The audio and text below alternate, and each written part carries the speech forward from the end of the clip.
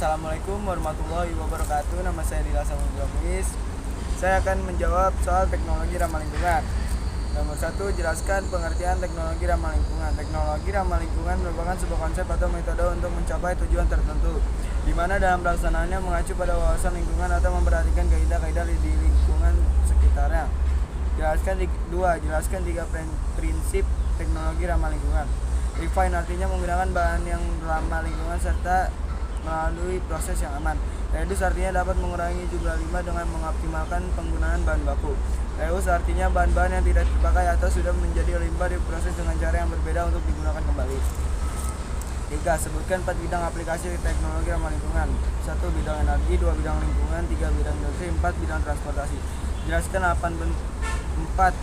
8 contoh bentuk teknologi ramah lingkungan.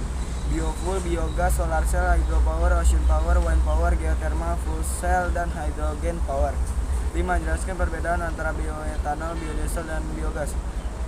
Bioetanol dibuat dengan teknik fermentasi biomasa seperti umbi-umbian, jagung, atau tebu dan dilanjutkan dengan destilasi. Biodiesel adalah minyak dari tumbuhan atau hewan yang sudah dipakai sebagai alternatif atau digabung dengan minyak solar untuk mobil dan armada industri dengan mesin diesel. Biogas sendiri merupakan bahan bakar dari hasil fermentasi sampah tumbuhan atau kotoran baik manusia atau hewan. 6. Menurutmu apakah Indonesia harus lebih fokus kepada pengembangan energi? Mengapa? Jelaskan jawabmu.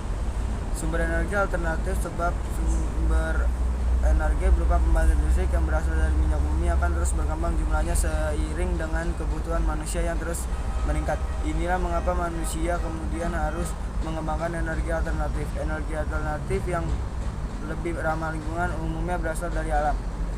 7. Konsep fisika apakah yang diterapkan pada teknologi ramah lingkungan? Hydropower dan wind power. Tenaga air atau hydropower menggunakan energi gerak dari aliran untuk menghasilkan listrik, sedangkan tenaga angin atau wind power adalah serangkaian turbin angin yang memutar kincir pada generator di bagian kincir angin sehingga menghasilkan energi listrik.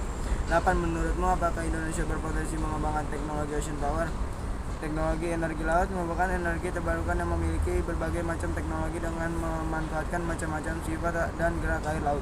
Penggunaannya sebagai energi terbarukan sangatlah cocok di Indonesia. Hal ini dikarenakan Indonesia adalah negara maritim.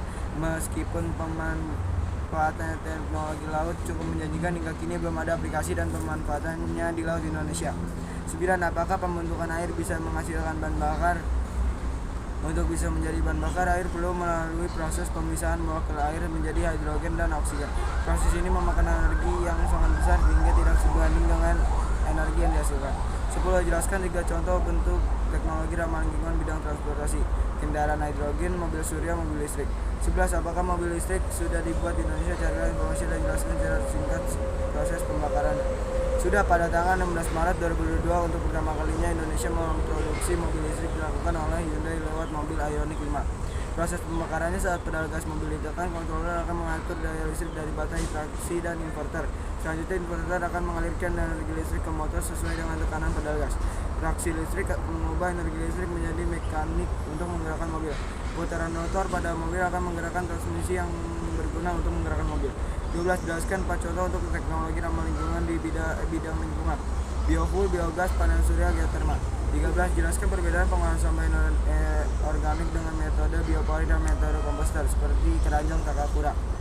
Pengolahan sampah organik dengan metode biopori hanya membutuhkan investasi berupa pipa beserta tutupnya di awal pembuatan. Setelah selesai membuat lubang biopori dan memasukkan pipa dalam lubang tersebut, biopori mengompos dapat segera dilakukan berbagai jenis sampah organik.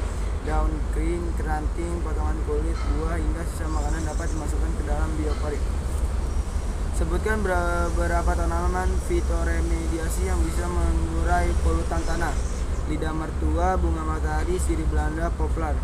15. Eceng gondok dapat digunakan sebagai fitoremediasi tetapi justru diberantas di perairan karena menimbulkan kerusakan. Mengapa?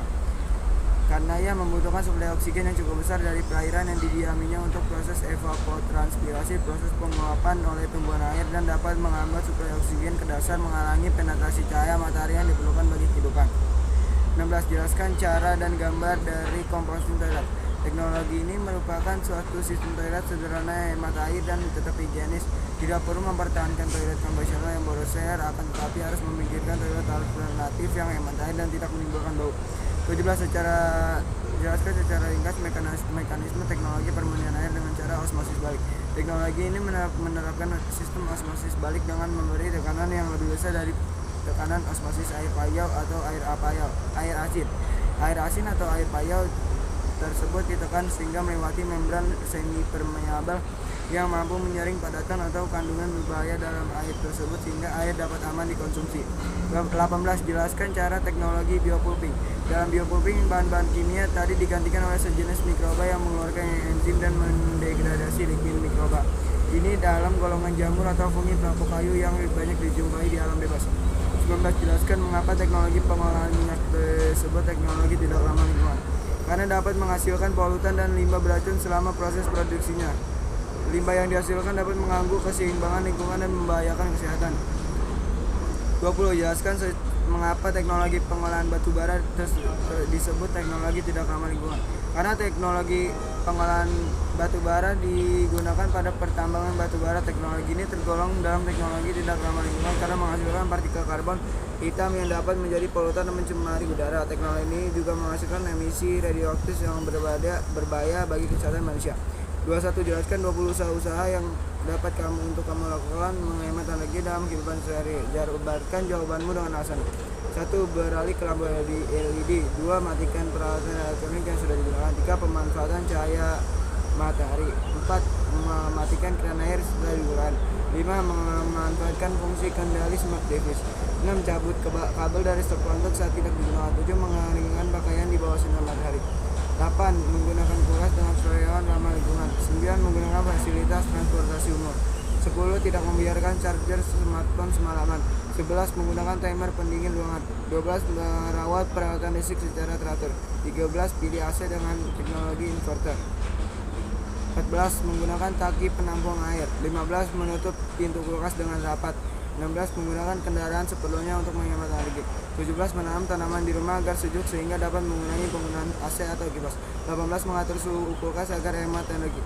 19. Lebih baik menggunakan laptop dibanding PC. 20. Tidak memasukkan makanan panas ke dalam kulkas. Waalaikumsalam warahmatullahi wabarakatuh. Itulah jawaban saya.